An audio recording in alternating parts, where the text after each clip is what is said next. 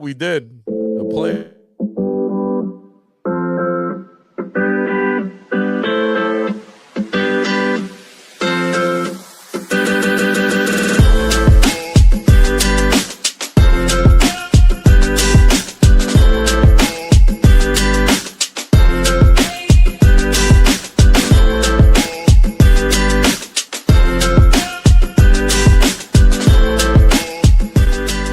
This podcast started. No!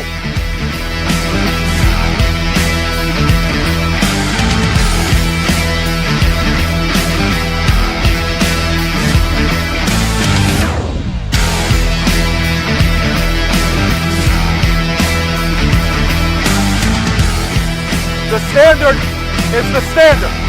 We set the standard. That's right. It is prime time beef huddle. I'm your host, DJ K DuB Omaha. We got Coach Negron to my right. What's up, man? Greatly appreciate all of our wonderful sponsors. Yeah. 42 Degrees, Penn Steel Manufacturing. Of course, the lounge is brought to you by Ace Rental. Whoo, check them out. Make sure to get you some swag. I understand in this state there is something bigger than this primetime beef huddle. I do. Yes. Okay. I respect game. If you want to put a Nebraska score in there every so often, I will not be mad at you because it will help the others that might be tuning in to get that score. And yes, the corn is better in Nebraska. I'm just being honest. I mean, there's plenty of other things. NCAA, you a big guy on that? I mean, not as big this year, but I mean, everybody does a bracket. So I've got a bracket. Does it make it hard because this is your prime time? Yeah, probably. I mean, that's probably why I'm not thinking about it, but I mean, I'll watch. I mean, my bracket's been busted like everybody else's, so that's when. Whoa! Bracket's busted. My Uncle Chat. Okay. Brackets. Okay, I did 3 of them. I'm not gonna lie. I didn't pay attention a lot because I've been doing a lot more with the Omaha Beef. Thank you, Ricky, and everybody for helping me do that. So, I used Uncle Chat. Okay. I put it in Chat GPT. I did one time where I just put the bracket. I said, "Give me the who wins what game, what." Right. It gave me 3 of them.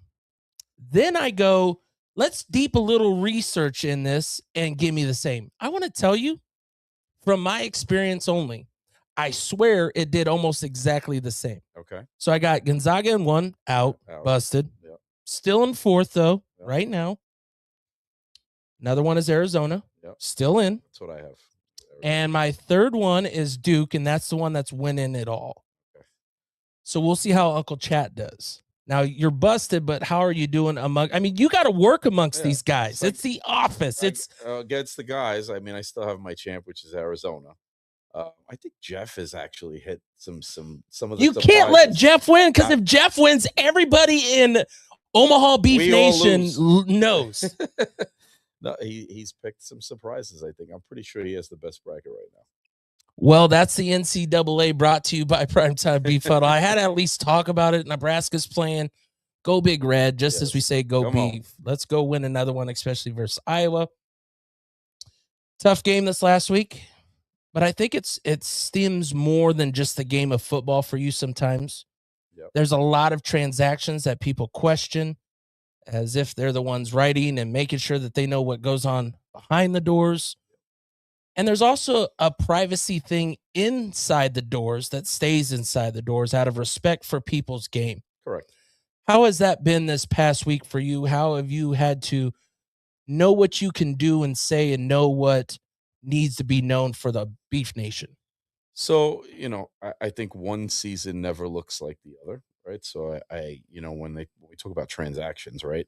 The 25 that led us to the championship game last year isn't necessarily going to be the 25 that leads us to the championship this year. And that's for a variety of reasons, whether it's retirement, whether people's personal lives change, whether the passion for the game changes.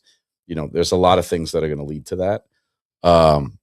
We're pretty transparent here. We'll share as much as we think we can. And anything that would be personal to a player, we wouldn't share that without their permission, or at least give them the platform to share it. It's not my responsibility or I don't have the freedom to just share their personalized. But look, we're in a tough spot. We're in dealing with those things. Then you're also dealing with trying to build continuity within the team that you have remaining, right? So First 2 games have been tough. We've had, some household names that fans are used to decide to move on for a variety of reasons. We've tested some new guys that didn't work out. Now we bring in some new guys. I've loved it this week. The energy is different at practice this week. We know what's at stake. I never like to use the word must win, this early in the season, but that's what this is. So we're not going to sugarcoat it, right? That's what it is for me. I know what the standard is here. I know what the expectations are from the fan base, from our owner. So I'm going to put 21 guys on the field that I believe give us the best chance to win this one game. And then we reevaluate again when we get back home. A lot of coming and a lot of going when it comes to names that people know. Yep. What's been a common thing that may have been repeated or things that aren't working out with those? I don't even know that it's a common theme per se. It's just, look, let's say 2021 or 2022. These guys' bodies have changed. This is not a millionaire's business.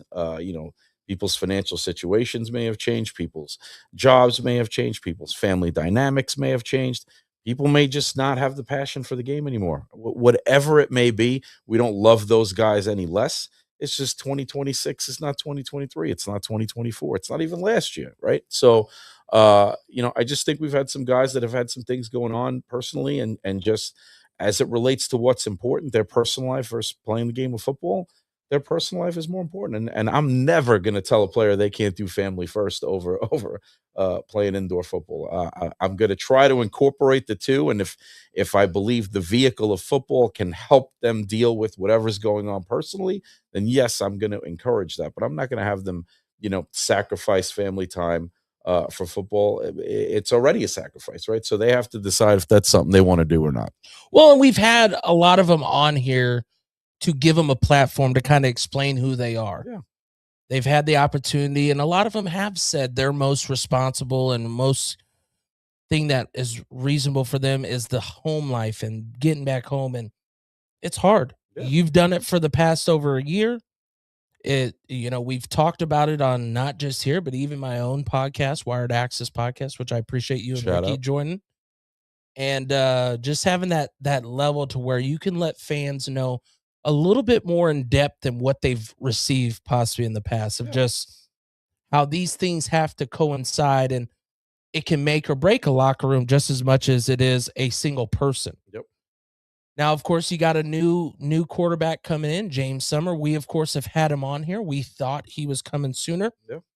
For the fans at home, how do they understand this transaction and how now makes more sense than before? I'm so glad you asked me this question. I really am, because when we posted the signing graphic, you get mixed responses, and one of the responses that stood out, I'm going to give this guy a shout out, even though his response was clearly an attack at the transaction, was bringing in my old buddies, in, I don't know what it was, a time of need, whatever it is. And the answer is absolutely. Of course I am. Why wouldn't I go to someone that's got a proven track record, that's played in the NFL, that's played for Mike Tomlin, that's been very successful in this game, and played multiple positions and has a mindset like no other to fix the wrong at the most important position in the game, right? So I absolutely reached out to what I knew and what was familiar. I don't have the luxury and time to have quarterback tryouts right now. So I went with somebody that I knew would know our system, would take the team by the hand and say, Coach, I got this. Let me help lead this group with you. Again, I'm not going to continue to highlight this man's resume. Just Google him. I mean, he was a stud at ECU. Played running back at Arizona and Pittsburgh. Has been in the NAL, I think, since 2018, 2019, part of a championship DNA since the moment he started playing the indoor game. So, hell yeah, I brought in James. Well, and he was on the roster before. It's not like all of a sudden we didn't have him on the list. He was supposed to be on the list. Speaking to what we just talked about previously about decisions making, the reason he didn't come at first is he had a newborn. And he's engaged. And he said that on there. Yeah. And so, it was hard as the newborn, is first baby girl, I believe. Hard to leave, right? So now situations were different, and look, this is how much respect I have for all my players. I had to talk to the fiance and say, are you cool with this? What are some of the conditions for him to come? I think one of the conditions is during the bye week, he's go home and see his family. So it's got to make sense for the player to be able to do it. This again, it's different when you're in the NFL and you may be leaving to get 7 figures, right? They're not getting 7 figures. Now we provide a lot here at Omaha, try to make it as comfortable as possible, but things have to be right in the family and home dynamic. Things were right. James Summers is here. He's going to lead us to victory this week. What should be the number one thing that fans see out of this? Of course, you get your offensive workout tonight to really see, but the statements have to be made early, and they have to know that he is who he is and what he's looking to bring. How is that looking to transition into Saturday? Leadership and efficiency. That's what he does, right? First practice, that's exactly what he did. It was leadership. The first practice, second practice, it was efficiency. He gets the ball out quick. He makes good decisions. You cannot turn the ball over in this game, and you can't have empty possessions in this game. Those are the two things on the offensive side that you have to mitigate first and foremost. He'll do that. He understands my playbook. He understands, what he's looking at in terms of defenses and coverages. He's seen them all. So I think that's what you're going to see right out the gate. You're going to see leadership, efficiency, and really good decision-making. And if we get that at the quarterback position, that's going to keep the defense off the field, which is going to make them more effective. So ultimately, you're going to see the beef in games. You're not going to see what you saw in Salina and the collapse against Pueblo. Of course, another question, backup quarterback. Is there a reason we only have one? Is it the amount of other injuries? How does that factor for the Omaha Beef? Is a second quarterback's hard to carry already. But on the other side, we do have Derek Curtis, who has been here for you, has nothing but the heart to play here for you. Absolutely. And could have been an option possibly, but I don't know how your numbers look and how that factors in. So, studied for tonight's questions, I can tell. No, I swear, you know me. I come in just let's roll. So the backup quarterback position in this game is tough because you're activating 21 guys, and your goal is never to play a backup, right? So for me, I don't always dress the backup because I'm committing to dressing a person that I'm probably not going to play. And you need everybody. And I mean, a perfect example of that was when we played Pueblo and we played with 20. Everybody counts, right? You just never know. You have guys cramping, whatever it may be, and you look to the bench, and where you really start to see it a lot is on special teams, right? Because defenders don't have a problem playing defense, offenders don't have a problem playing offense. Both positions, as they get more and more tired throughout the game, have trouble playing special teams, right? So what was 8 in the first huddle sometimes starts out as 6, and then you're asking, I need 2 more, I need 1 more. So I just tend to not carry a backup, or you have a guy within the other positions that also maybe played quarterback, similar to Tobias, right? Although Tobias didn't take any reps at quarterback before we got to play Salina, he's played quarterback in the past. So when I needed a backup, I could go to him, albeit it didn't look great. So we have that. Derek Curtis is great. I mean, he's been either under contract or on 2-day practice waivers. We're available for bits and parts of the last 2 seasons. He was on the team in 2021, I believe, when they won the championship. So he's beef through and through. If there's a situation that I can re-sign and dress Derek, I would absolutely do that. We talk all the time, him and I. He brings intangibles to the QB room that I don't know that I could even describe. He's almost like a quasi coach as well. So, look, it's an option. If I thought we were a little bit healthier, I might do it. But again, this lends to my respect and admiration for James. We're not going to need a backup this week. Well, I greatly appreciate you digging a little deeper, and hopefully those out in Beef Nation get a little bit of the answers. I know people put it out there. Of course, we do have this Saturday watch party. If you're not going to go down to Fort Dodge, you can come out to Hurrdat Sports Bar in La Vista. I start at 5 o'clock. Remember, kickoff is at 6 o'clock. It's a little different this game. They will be on the road. If you're down there, we appreciate you heading down there. If not, come out, hang out with other Beef Nation. Coming up next, we have the show sponsor for tonight, but also we're going to flip it on them as well and talk a little bit about South Omaha athletics, because that is a big part of the Omaha Beef. We'll be back. It's pretty simple. We change oil. As a single parent, I come here because I trust them with my car care needs. It's been very good, very fast. I've never had to wait. They've never tried to upsell me, but at the same time, they have always given me options. It's great customer service, very friendly staff, and it's really fast and easy to get in and out. Stop by King's Fast Oil today. We change oil with a smile. Ace Rent to Own. 4 ways to save. 1. Cash sales with our best price guarantee. 2. Up to 12 months, no interest. 3. Short-term leasing. And 4. Our best rent to own, low weekly rate. Ace Rent to Own, where we make friends. That's right. That's right. Welcome back to Omaha Primetime Beef Huddle. I'm your host, DJ K DuB Omaha. Hopefully someone has a score update. Cole, what do you got for us? We were up by 5. Yes, Nebraska up by 5. Red. Coach, I'll let you introduce our special guest, because it's not just about his company, his painting company, which is expanding outside of Omaha, which is amazing. Me and him talked about. It's the South Omaha Athletics. So we'll start with his painting, then we'll go into South Omaha Athletics. Yeah, so it's my pleasure to introduce Cole Schariff with Schariff Painting. They are one of the beef sponsors for the 2026 season. Beef partners. I don't love the word sponsors. They're partners. They sponsor the high school player of the week during Nebraska high school football season, a variety of other elements throughout our home games. This is the owner and proprietor, Cole Schariff. So welcome to the show, brother. Hey, thanks for having me, guys. Appreciate it. That part right there, there's a part that I love, and this is why I wanted him to do the whole introduction, because there's a part that I love that he brought up.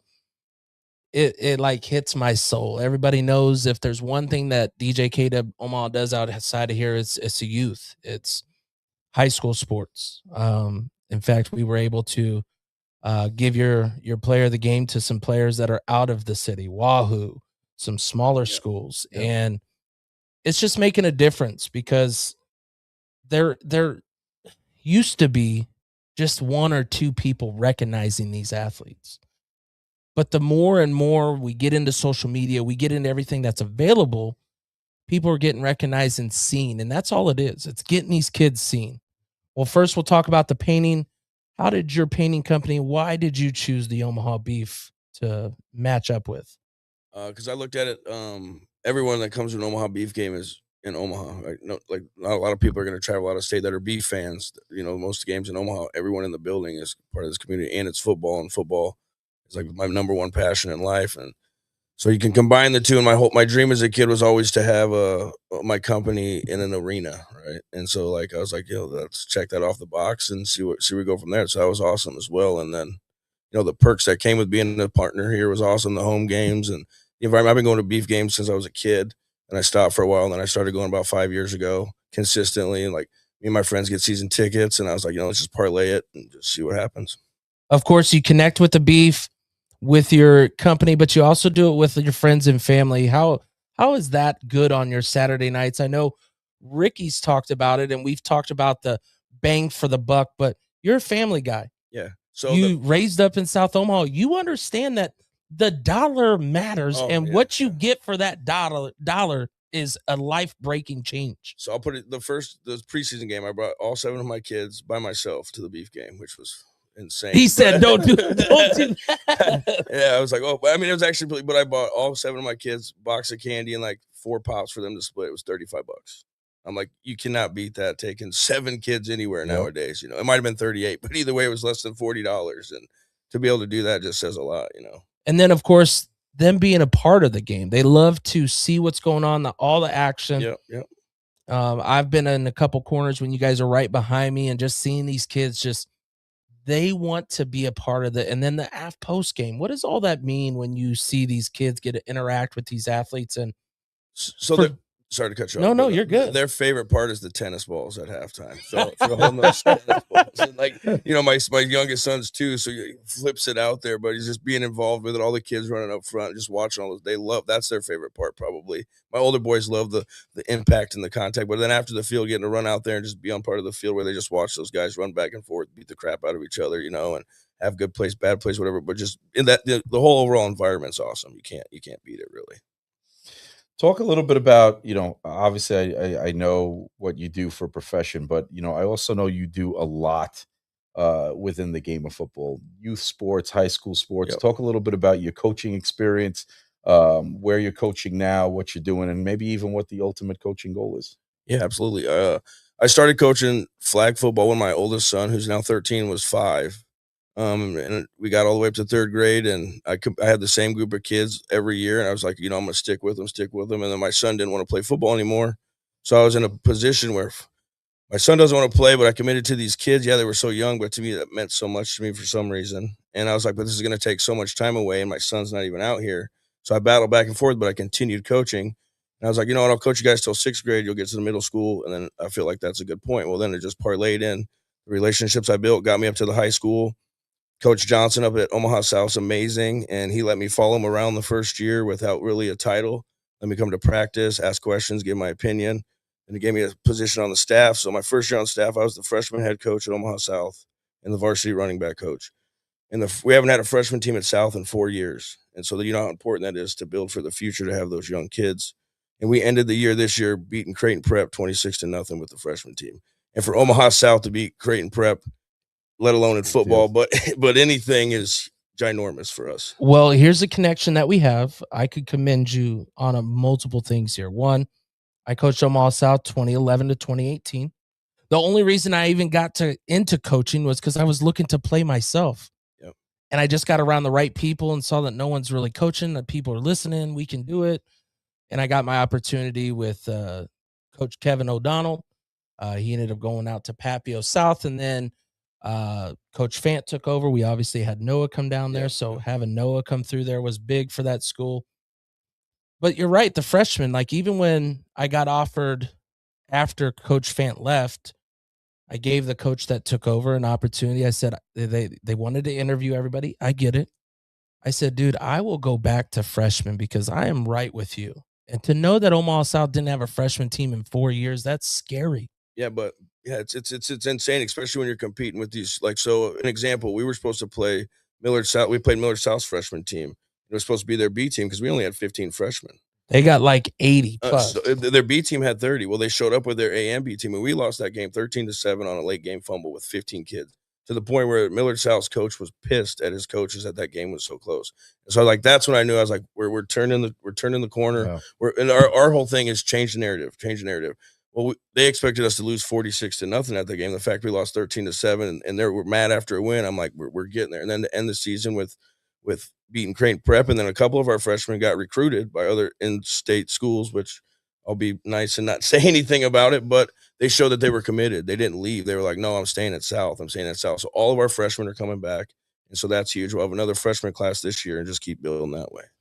You remember I told you when we had a sit down before, I told you my number one thing is where your fire for the game goes from winning and losing to commitment to young men that you're going to get them to something they've never experienced. Right.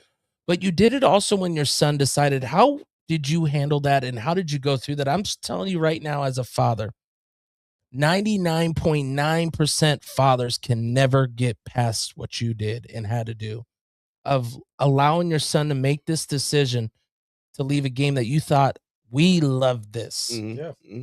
How did you do that, and how did you go through that? Because I knew if I forced him to play, he would hate it, and that would probably make me hate it. And I love football so much that the last thing I ever want to do is hate football. Football's, I'm going to get a little emotional. Like, that's how serious it is for me. But football's always consistently there, whether it's a bad day, good day, best day of your life. Sunday, you're watching football. Saturday, you're watching football.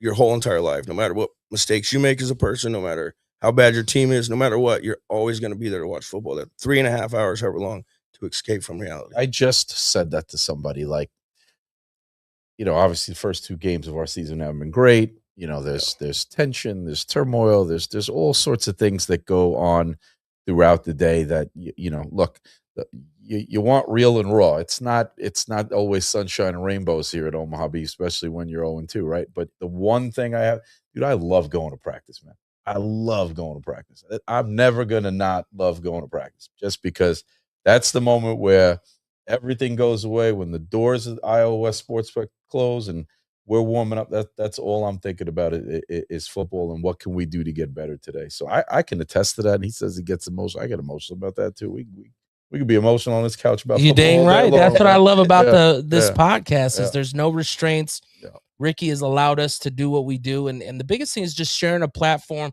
because there is someone a part of Beef Nation that might have a kid going through this right now. There is a father or even a mother. It's not just fathers, even mothers that might have that passion for their son or daughter to do sports. Just know this.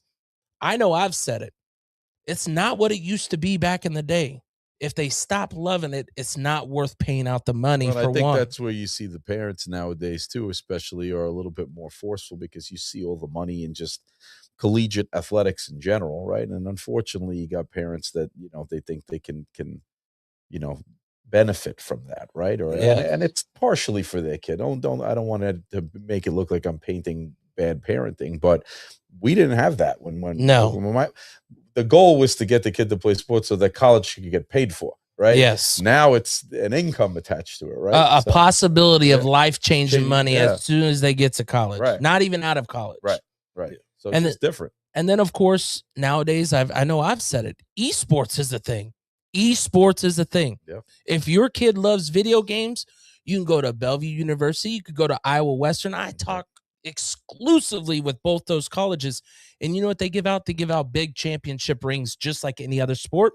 They get to use the facilities like any other sport. They get fed. They get scholarships. It's crazy that it doesn't have to be a physical sport to understand that your kid could be different. So I appreciate you coming on here and sharing this message of even allowing your own son, because that's probably the hardest thing. Who was the main person that stuck to you and was able to talk this out with you, though? This guy named John Pettis, and this is crazy. It's a full circle moment. So John Pettis got me into coaching at SOA and got me started with coaching, told me where to get my son. And I met him at a job site when I was working for the union. Well, now his son's a freshman at South. So now I'm coaching his son through his high school career when he's the one who got me in coaching. It's just crazy. Like, that's what football does always. It's insane. And it's just, there's so many different connections like that throughout. And then South Omaha, the community of South Omaha is just South Omaha. So, we're trying to get the community more involved. When the Screaming Eagles were around, I'm sure you remember the Screaming Eagles, they would have 3 teams per grade.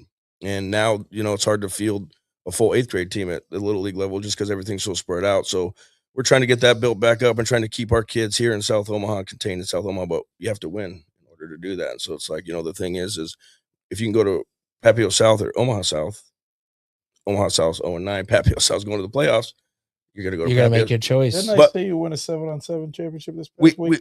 We 7-on-7, but Omaha South, we went 0-9 last year. And so, but we had a tough schedule, not to make excuses. We played 7 playoff teams and, Well, and I already know a lot of your offense that left, nothing against them. But each to their own. They all go find their own. And that's fine. Do your thing, because like I said, the kids that are in the building are the kids that want to be in the building, and I'd rather go to war with 15 of those like I did with my freshmen last year, because they all wanted to be there for the same goal. Is the transfer portal wide open in Nebraska? Well, there's no transfer portal. It's just, it's just, hey, you want to come play over here? Come it's play open. over here. It's open enrollment is what they call it. They don't call it a transfer portal. It a transfer portal. But I do appreciate that with Omaha South. Of course, we got Coach Albino out there. He says go Packers. That's right. I love Coach Albino, man. He's one of a kind for sure. Yes. And what position do you like coaching? What's like your favorite? Is it running back, because that's what you do? So I love the offensive side of the ball, but quarterback and running back and like just offense in general, but running back in our system, we run the single wing. So running back is basically a quarterback in our system. But I'm coaching defense on 7-on-7, and the reason I'm doing that is to help me learn the offensive side of the ball better, especially in that fast-paced environment. You got to be on the fly and coverages. And so now when I go back to offense, I'll be able to see things differently from a different perspective. Because I spent some time reffing, so I got the vision for that. I spent like 4 years reffing to see it through their eyes, and so now I can see it from the offensive side. So then you've changed your sideline game beyond 100%, dude. I because as a ref, being in that position, it's so fast, man. Even at the high school, even at Little League, like you'll miss some stuff. You don't get to watch film like you do when you're in the pros. They spend all that time watching film. We don't get to do that. We don't even know who we're reffing until we show up at Little League, right? But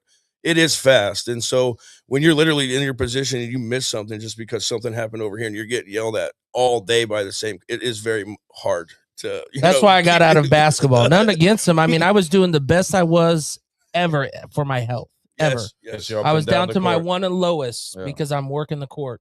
Yep. And someone had the nerve to say something about my weight. And I swear, like my buddy who was my coworker, and I'm going to have him on my podcast. He does basketball and he's an umpire. Mm-hmm. And he actually just got umpire of the year for his district. So congratulations to him. But he went up to her right at the first break. He goes, if you only knew what this dude does, the half of it, you would just not say anything at all. Yeah. But these parents get so cruel. They don't understand why they don't have good refs. NSA, I don't know, during the state finals, NSA put out a big, like 2.5 minute commercial saying, hey, if we don't get another like 1,500 refs in the next 2 years, we're not going to have enough refs to do sports. And it's like, I don't mean to keep going, but I was refereeing a 4th grade girls basketball game, and this one team lost like 54-14. And this parent from the losing team came down on the court, tried to take a picture of me, take a picture of the other ref, wanted to get the athletic director's phone number. She's like, that was the worst officiated game I've ever seen. I'm like, lady, we could have called a foul every time down the court, and the score still would have been a 30. And plus, it's 4th grade women's basketball. Well, I witnessed it too. So I try to go to something every week, right? Some sort of youth sporting event just to continue to make my presence known in the community and supported. I was at Dundee Elementary, and they were playing, I think it's Washington Elementary, right? And one ref, right? And the parent, it was a parent. I don't know who he was, right? But he was just going in, man. And I was like, this is a 6th grade basketball game. You need to relax. But we had to call cops for my oldest. Yeah. She's a teacher. So I tell you, when the rules were being called, the rules were being called. Yeah. Okay. She's a teacher. And she was working with my daughter who's going to be a lawyer. So you tell me who's calling it right or wrong. But it was at a Catholic church as well. And they had to wait until the cops came because of how the parents were treating them. And it's just sad, man. It gives away from the sports. You guys, of course, also got flag football going on. That has been a big growth. How's that connection with the Omaha Beef been?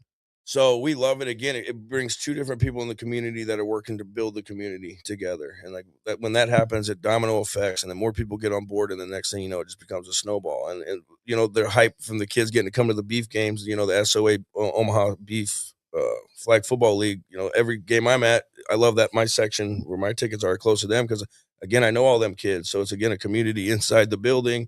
We're all walking around saying hi to each other. They all got their beef jerseys on. You know, they love it. They get to walk out with the kids. It's awesome. I'm glad it happened, and we're doing it again this year. So. You guys are up to how many teams? Do you know?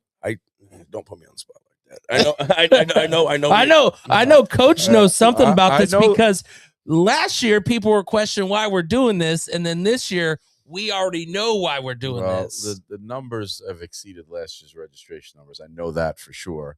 I know I've overheard Coach Brad Haxton, who kind of runs it, say multiple times that all the teams are full. So I'm not sure what that means in terms of numbers. I know I've driven out to a couple practices they have out at North, some of the teams, and I always see a ton of kids out there.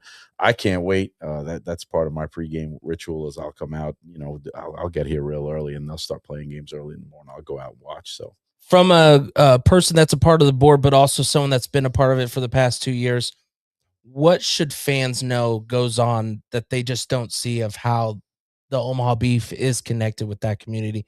And you guys have a place to play on the same orange field as the Omaha Beef players. Yeah, I mean, and that's awesome itself. They're like, oh, we're watching these grown men hit each other, dominate each other on this field on Saturday, and then we're out here playing catch on the same field, scoring touchdowns on the same end zone. You know, that anybody who loves the game of football, whenever you can be on a field that professional athletes are playing on or be around, it's just, you know, awesome. it makes you love the game even more. So, well, I greatly appreciate you joining us, taking time out of your day.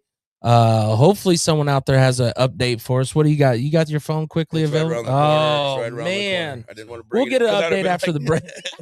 Make sure you tell the people that are watching, because we get all sorts of people in our audience on a week-to-week basis. Talk a little bit. How can they contact you for any painting work or anything like that? How do they get a hold of your company website? All that good stuff. Thank you. Thank you for reminding me. Yes. Most importantly, South Omaha Athletics and Omaha South are combined for a golf outing on May 2nd. There you go. Yes. And thank you for reminding me. I would have been so mad at myself if I didn't remember that. Golf outing May 2nd, which is all over social media. You can get a hold of me at 402-637-9342 or sharfpainting.com or Cole Schariff on Facebook. Any information, the more people are going to help build the community. Where's that going to be at? It's at Eagle Hills. Okay. Eagle Hills. Yeah. May 2nd, 1:30 tee off time. And we're trying to put together a little after party too. That's nothing but just the golf outing is the most important. Whole sponsors, teams, anything will help. So we appreciate that. And then sharppainting.com for any painting needs. And that's commercial and residential. Yep, commercial, residential. We've worked in schools around here, Millard Public Schools. We've worked in gas stations. We're working in multifamily residentials, tire shops. You name it, we can paint it. Well, I do greatly appreciate it. We got to update 43-40. We're up by 3 at half, so thank you. Thank you. 1625 Nick on YouTube. Well, coming up, we got a player coming back, ready to make his next appearance again. Check out Schariff Painting and Cole and SOA. They're doing great things out there. Until then, make sure to get your swag if you don't have none.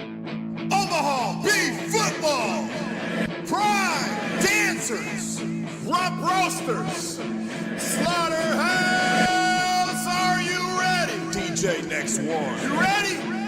3, 2, 1, go! Welcome to the Orange Kingdom.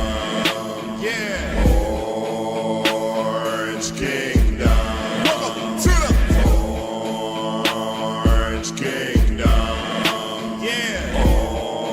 Orange Kingdom. Welcome to the Slaughterhouse where we run it. Yeah, we really want it. Beef Nation got them shaking. Got a ring and we flown it. Prime Dancers be on it. I bet the competition's no opposition. We come to take and we done it. Ricky is the chief saying, let's go beef. Welcome to the Orange Kingdom. Yeah. Orange Kingdom. Welcome to the Orange Kingdom. Yeah. Orange Kingdom. Welcome to the Slaughterhouse. Orange and black. About to win this. Defense stays on attack. You on a hit list. Spiking, blocking, and dumping, jumping out the gymnasium. You want to see the best leaders at the Beef Stadium. Yeah. Orange Kingdom. Welcome to the Orange Kingdom. Let's go, Beef. Orange Kingdom. Slaughterhouse. Orange Kingdom. Prime Dancers.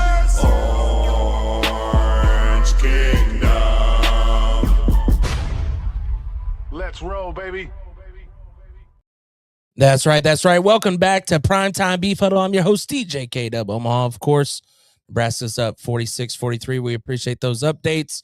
Remember, watch party Saturday, 5 p.m. DJ K DuB Omaha will be on the 1s and 2s. We'll have swag given away if you're now making the trip with the team. If not, don't worry. They're making it tomorrow.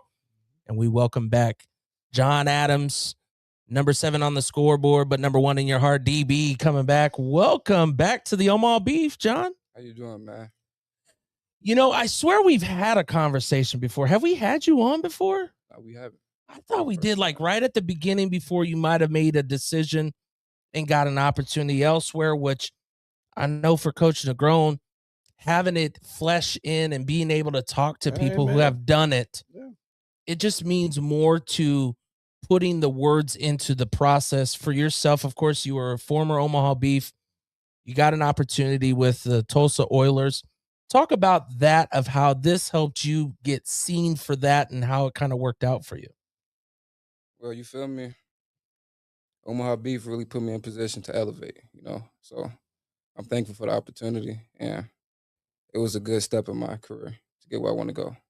And then how did that process go for yourself? What do you think they're looking for at the next level and being able to look at the work that you did? Of course, I mean, I know the last thing I remember someone rocking the wired access plug and play player chain of the game.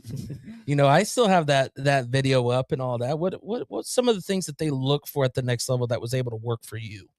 They're looking for professionals, people who take the game serious on all aspects. So if you could take the game serious and focus on elevating as a player, that's exactly what they're looking for.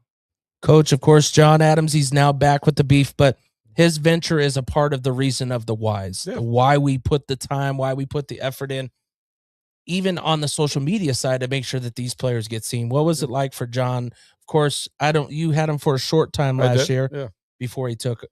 Yeah, look, John's got all the physical metrics to play this game at much higher levels than the National Arena League, which is why he got recruited by Tulsa. Obviously everybody knows head coach at Tulsa's Marvin Jones. He was here. There's a lot of connections and ties there. So, I appreciate the fact that Coach Jones and his staff are still looking at what we're doing here. He created a foundation, or was a huge part of the foundation of having us be a winning program, right? So you tend to attract really good athletes when you're winning consistently, and Coach Jones had a lot to do with that. For me, look, this kid's here, and I'm happy he's here because we could use the help in our secondary. But I feel the same today as I did when he called me and said, Coach, I have this opportunity to go play at Tulsa. If John plays a great game this weekend, which I know he will, and another team calls him at a higher level and says, we want to take you, we have an opportunity, I'm never going to stand in the way of that. His career is not going to end here in Omaha. I'm certainly going to take advantage of the fact that he's here right now. If you're going to the watch party, you're going to see John playing on Saturday. I can tell you that right now. He's a big DB. He's tall. I think as of right now, he's the tallest DB in our secondary as of today. He will knock the spit out of you, and that's me making sure I don't violate any of my, the beeps. I don't want no beeps. But he creates turnovers. He can help us in the offensive side of the ball. He's vocal about that with me as much as he can. He definitely will help us in special teams. Look, we've got an interesting relationship. Him and I can't call him rookie anymore, which sucks. But look, what I like about John is what I like about all of my athletes. John knows how to communicate with me and tell me what he sees. If I see something and it's not right, which happens, coaches can be coached too. John's not afraid to be vocal about it. He does it in a professional manner. And I think those types of his physical metrics, his athletic ability, coupled with his professionalism as an athlete, is what's going to get him to go very far, and which is why he's back here. Well, and of course, John, you've seen what has happened these past 2 weeks as a former player. What's some of the things that were going through your own mind when you're like, okay, I can go back and help? What's some of the things that made this a possibility for you? He's seen all my gray hair on TV. He's like, I got to go back and help this man. Yeah, man, just coming back to help with the structure, I feel like last year we had a real good structure and everybody was locked in. I feel like I can come back and help everybody get back locked in, get ready to win the championship. Of course, you had practice yesterday. How did that go? What was the locker room feeling for yourself coming back in, and how would you compare it to the locker room that you've seen before here? We getting there. It was obviously good to be back, It was obviously good to be back.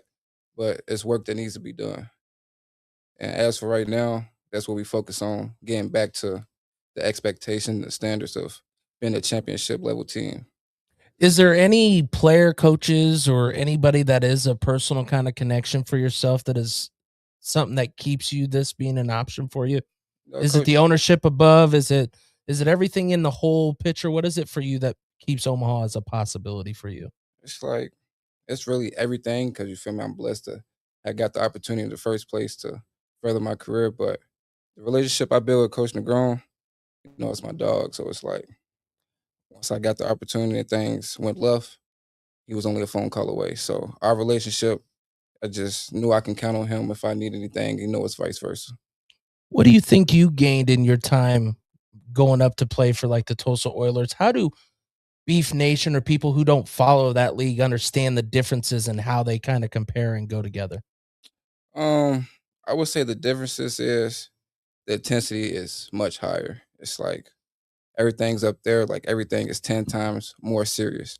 So it's just like that's the difference between those two. It's just it's a gap, and the talent level, like it's crazy athletes in IFL. So just being able to be there and get to witness everything firsthand, it was a good learning experience for me to take the opportunity I got now right here and just, sky's the limit. And I love hearing that, because that's stuff that we want to know to elevate our team and our league, right? Like I want him to say the same thing about here.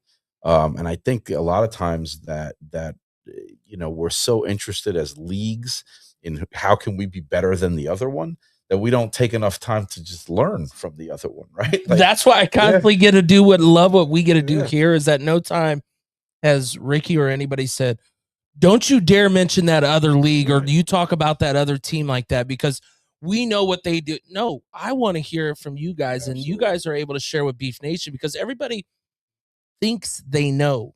But until you've lived it, done it, or been a part of the venture, you're just looking on the outside looking in and you're thinking, I understand it. Me, I'm just like a regular fan as well outside of here. I love watching all the former Omaha Beef players do what they do. As long as they're staying productive, of course, social media is only one aspect, right? You only get certain pictures of these athletes and you hope and do nothing but pray for better for them and hopefully things are going well. But I've seen them go the ups and downs and injuries, like with Marcus Gray and Pitaway. And I mean, you got to be with Pitaway. Like, just the fact of all those. I mean, who else was at the Oilers? Wasn't Rudy at the Oilers for a little bit? Rudy was at the Oilers for a little bit. You know, of course, you got Coach Jones, and he would have been in camp just now with Billy Back, who's won championships in the NAL. I mean, there's connections everywhere. Connections everywhere. Yeah, yeah. And it all matters of what type of involvement you want, right? You could be the one that goes, "Oh, we're just better than the IFL," or "Oh, we're just better than." Know where the place is and where you're taking your league and learn from other leagues of what's good, what's bad. It's not working for everybody because if it was, those teams would stay around and we see how teams come and go. This year, you've seen there's a lot of new teams. Coach, of course, for you, do you feel like the two teams that you guys have played have been better than what people might have thought they were? I think there may have been some semblance of underestimation of Pueblo, and I think a lot of that just has to do with, you know, people looking at previous years' work. You know, I'll use Josh Hollins as an example. The kids, you know, if the MVP was voted today, he'd win the league MVP. Former Beef player. Former Beef player. You didn't get to see that last year. He played here a little bit. Obviously, played behind Lorenzo Brown. Then he went to Louisiana, tough environment or Shreveport. What was Shreveport now is tough environment to really move forward. Now he's gone to Pueblo and he's just balled out, right? So there may have been a little bit of underestimation. Trust me when I tell you it wasn't from us. We knew what to expect when we knew Coach Solo and Coach Terry were coming in. We just expected to close things out at home. I don't know how anybody could underestimate Salina. Haran O'Neal is going to be or is a Hall of Famer. You know, we expected that to be tough. We expected to play better. So there was never an underestimation of Salina. There was an expectation that we would play better. And so, you know, that's what I think. And I think that lends to why you've seen some of the changes that we've made, him coming back being one of them, some of the other ones. Our roster, in my opinion, as of week 2 or the end of week 2, clearly was not where it needs to be to compete with the rest of the teams in this league. Look, I'm not going to underestimate anybody when I'm 0-2 and I just lost by 40. I could tell you that right now. So everybody's gotten elevated as a result of us not playing the way we should be. So now there's just no question. Look, we've got to play every game like it's a playoff game. Again, that's why I brought him here. He helped me bring this team back to the championship last year, so he knows what the expectation is. John, we're going to see you here on Saturday. What's the hope for you? Are you looking to do kick return along with DB? What's some of the things that you're looking to bring back? You know, honestly, I'm just willing to do anything to help us win, you know, but I'm focusing on the corner spot. I'm trying to lock it in to elevate my game at corner, so that's what you're going to be seeing mostly out of me. What has been your off season? What's kind of kept you in shape? What's some of the things that people should know that you've kind of went through this past year? I would just say, you know, going to the gym, focusing on my conditioning, trying to stay healthy as possible. You know, this game is about who can go the further, who can go the longest. So I've been trying to stay in the gym, you know, do my cardio, get the miles in that I need to have the endurance to do everything I need to do. Of course, we have a road trip for your first game. What's it mean to head to a new team, new area? Have you ever played in Fort Dodge in your time? Never been there. No, sir. So it's easy for you to just block it all out because you don't have anything to remember except for what you know the Omaha Beef road games have been before. Mm-hmm. I try to keep everything the same. You know, try not to really focus on the outside stuff. You know, I try to focus on the big goal at hand, win, coming in and win. Talk about who you have as a support system at home, John. I mean, that's always important. This is not easiest road to your ultimate dream. But who's back home supporting you? Who you still doing this for? And I'm still doing it for my family, you know, my mom and my brothers. Without them, I wouldn't be nothing. So my mom and my brothers, they keep me going. They keep my head above waters. You know, they keep me knowing that I'm blessed every day. And shout out to home city. Where you from? I'm from Louisville, Kentucky. So shout out to the city, man. 502. Woo! Good old. So then I have to ask you. I mean, you're here. It's March Madness. I have to. Louisville or Kentucky fan? Louisville fan all day. All day. Okay. Yeah. Did you ever get out to see a game with Lamar Jackson as QB? I didn't. I was at school, but it was crazy. The city was lit when we had Lamar Jackson. See, it's like those things that people take for granted. They think, oh, you live there, you're from there. Doesn't mean you get to experience it all. Yeah, facts. Of course, from Kentucky, you know, you have what's easy to adapt here at Omaha and makes Omaha feel at home, kind of like when you're at Kentucky. I wouldn't, I don't really do too much. You know, I'm a simple kid. I go to work, I play football, and it's repeat. So it's just like, as far as outside, I would just say going out and enjoying the weather.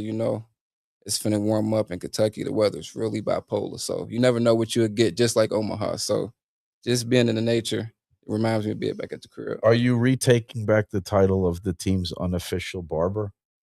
I got my clippers with me, man. Yeah, you said you need a cut. He's got you fresh. No disrespect to Witchery Uppercuts and Groom, but I roomed next to John last year, so I know what he could do. The fresh cut. Yeah. What is work outside of here? What should Beef Nation know about John besides football?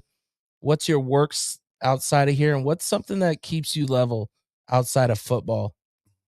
What I would say keeping me level outside of football is, just being able to spend time with my family. Like, family is a big thing, a big part of life. And I feel like just spending time with my people, they just remind me of who I am and where I come from, So it's just like, they're my everything. My everything. And then what do you do outside for work besides being a football player? Oh, I currently work for Pepsi, so that's what I do for work. Delivering to different buildings, different businesses? Yes, sir. So how do you keep yourself to where you don't overwork body parts when you do something like that? Because I think you said you do gym time, but your gym time now has to change because part of your lifting is already done. How do you adjust work to workout to Omaha Beef? And that was really one of the things I was struggling with, my time management. Sometimes working 12-hour shifts and 13-hour shifts, it just takes a toll on the body. So it was hard for me to kind of balance that at one point, my working out and my work schedule. So I kind of took a toll on that. But, I was able, as the season got closer, I was able to lock in, take less hours at work, focus more on football. And that's what it's all about. He's bigger than he was last year.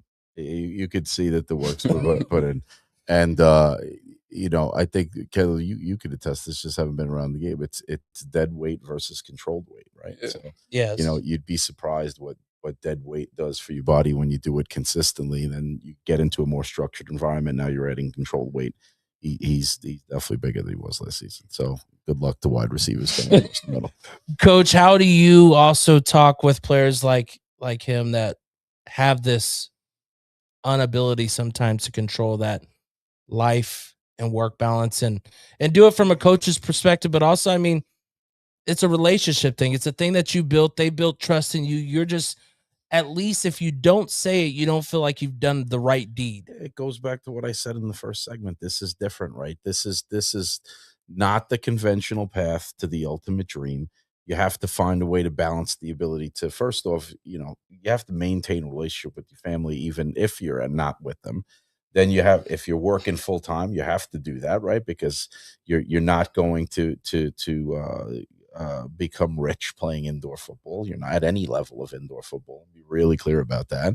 And then you have to maintain your body, maintain your health, maintain your physical fitness to then play a violent game. I mean, look, we practice at 10 o'clock at night.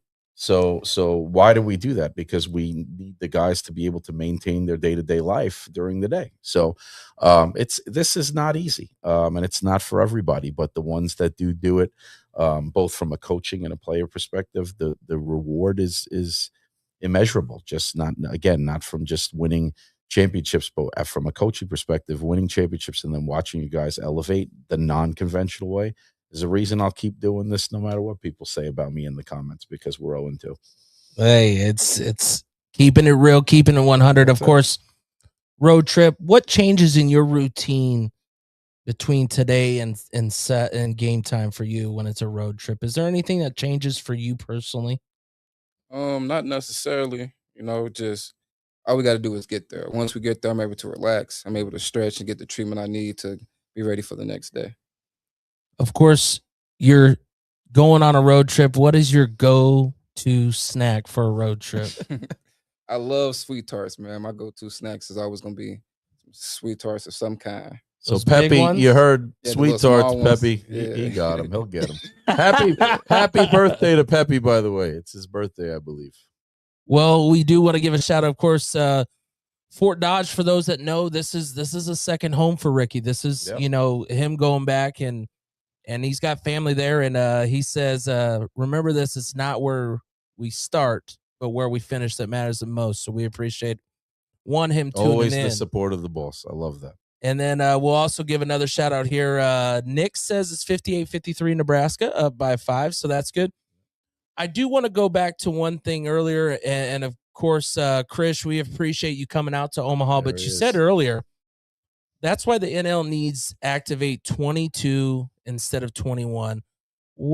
How did these numbers come about, Coach? I don't know exactly where the 21 came from. I think it was designed. Blackjack player. Maybe, right? It's probably Ricky playing blackjack. But no, it's so you got 8 2 subs on offense, 8 2 subs on defense, the one being the kicker. I think that's the mindset. Okay. The again, lending to what you asked me about in the first segment with the backup quarterback, one of those two people may not play, right? If they're strictly a quarterback, if they play other positions, then that whole backup QB doesn't move you that much. But if you're just a backup quarterback, the goal is never to bring in the backup quarterback. I don't ever go into the game saying I can't wait to bring the backup quarterback in, right? So I think that's part of why the IFL did it, just to give you maybe that extra spot. Look, nothing's ever going to replace the 53-man roster that the NFL puts out there, right? So I love Chris to death, but 22 ain't going to move me one way or the other. It is what it is, man. That's says part of the our AFL, game. They used to play with 19 in the original. And let me be clear, 21 active is not, you have to have 18 minimum active. So you'll have a team that'll roll out 18.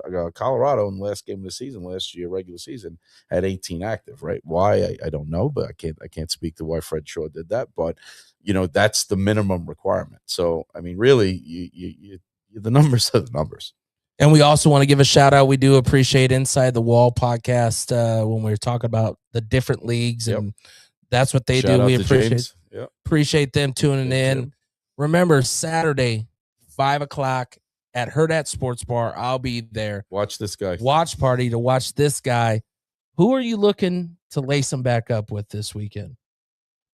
What you mean by that? Which teammate? Who's a teammate that you're like, okay, I get to lace it back up with my boy? Who were you going to get to light up? Okay.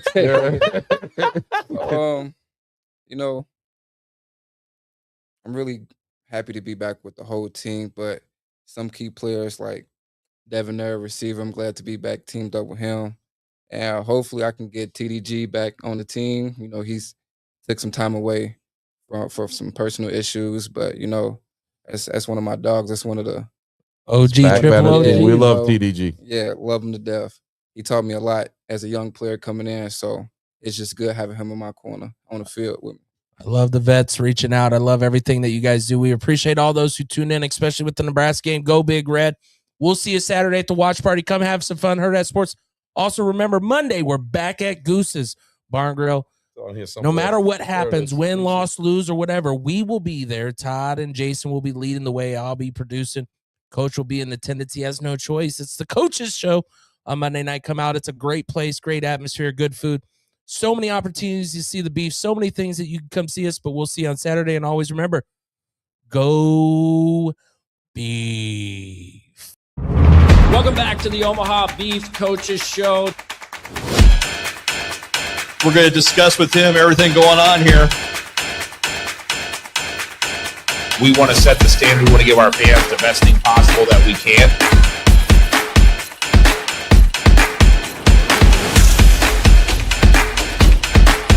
God took me from the Carolina Cobras to the New York Yankees in about 2 days.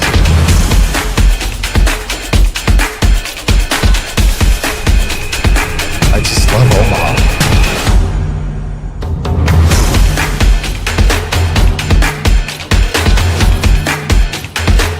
We're going to be here every Monday night, 6 o'clock, Goose's Downtown Pavilion. Let's get this started now.